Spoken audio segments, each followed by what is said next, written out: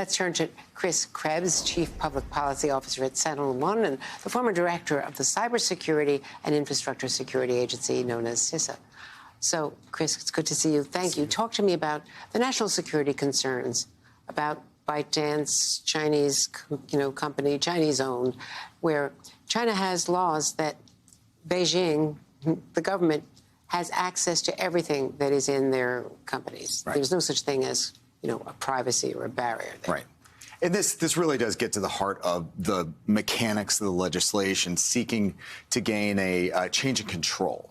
And the objective, right, of the legislation is to break the ByteDance TikTok relationship because, as I think Congress sees it, the Chinese Communist Party has the ability to influence how ByteDance manages, operates the platform. There are significant national security concerns, at least on two different prongs here with TikTok. First is data collection and access. So all the user data that's collected across the app gets pulled up into the cloud effectively, and that has historically, by TikTok's own admission, accessed by ByteDance personnel in China.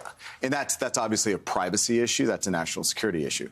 The second is the ability to influence content on the platform, both surfacing information as well as potentially suppressing it. And it gets to the heart of the algorithm question and how information is presented to users. And that's another aspect that I think the Congress is trying to deal with through change of control and perhaps have a different company. If you think back to the way President Trump, with his executive order, sought to break the financial relationships, it would have had a takeover by a U.S. company, whether it was Oracle or Microsoft or someone else. And the hope there is that any sort of algorithm influence would not have, again, Chinese Communist Party influence or really direct pressure on. But one of the issues that I think Kara Swisher, who is so knowledgeable about this field, was raising on the Today Show was, even if it's sold, and it would be very, very difficult to say, not to say impossible, for ByteDance to be sold within 6 months and get around this. Nor has the CEO, who's been on the Hill lobbying and famously was testifying against this, is on the Hill right now, talking about this.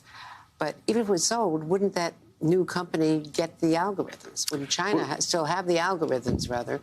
So Beijing still has access to those algorithms. Perhaps, but I think there is a model where there could be a transfer of effectively an instance of the algorithms that would then be separated, segmented off, bifurcated almost. For the future, but for future, they already have everything that they've got already. But from that point on, the algorithm would be independently managed, and you would suspect over time whoever would take control of the TikTok platform would subsequently be able to, they would be responsible for maintaining the code, and that code over time would be updated, but it also would not have that direct influence potentially. And again, that is one of the concerns, particularly as we look ahead to the 2024 election, that someone with ulterior malicious motives can get in and adjust in real time how the algorithm, again, presents and surfaces and suppresses content.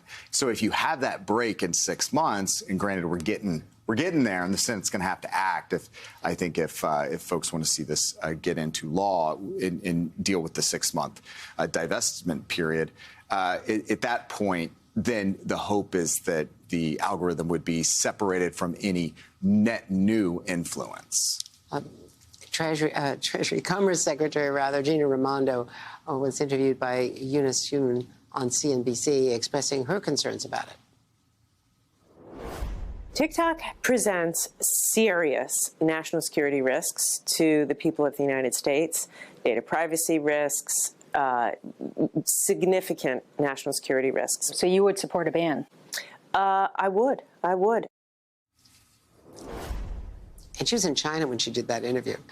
She's previously in an interview with us last week, or the week before, talked about concerns about Chinese data collection from EVs. Yes. From EV technology. Yes. And she has national security regulatory power now, not just trade authority. Well, I think it's important to step back and look at the broader relationship between the United States and China. Right. There's no question that over the last several years, going back into the Trump administration, there's been a concerted effort to address Chinese aggression, particularly in the digital domain. Think back a couple years ago, we had similar legislation that forced the U.S. government to stop procuring certain technologies. Huawei, for instance, comes to mind. So this is just, I think, another step forward in the national security community, stepping up and saying, hey, look, we are concerned about digital aggression and broader Chinese aggression, and we're going to take actions to remedy that. And this is a much broader commercial and consumer impacting step. And there will be legal considerations and litigation going forward. Oh, absolutely. But the impact of this, of course, in an election year where their influence, and they've tried this before and been successful at times? Well, I'll point in the Worldwide Threat Assessment report that the Director of National Intelligence released on Monday. It cited specifically Chinese proxies that interfered in the 2022 election. Right. That was my This is not theoretical. This is here. This is now. This is today. And I actually interviewed Avril Haines about that in December of 2022 at the Reagan Defense Forum. And she raised concerns about it when I asked her about TikTok. It was the first time she had spoken out about it. Yep. Chris Krebs, you are the perfect guest to have today. Thanks for having me. Thank you for your expertise. Appreciate it.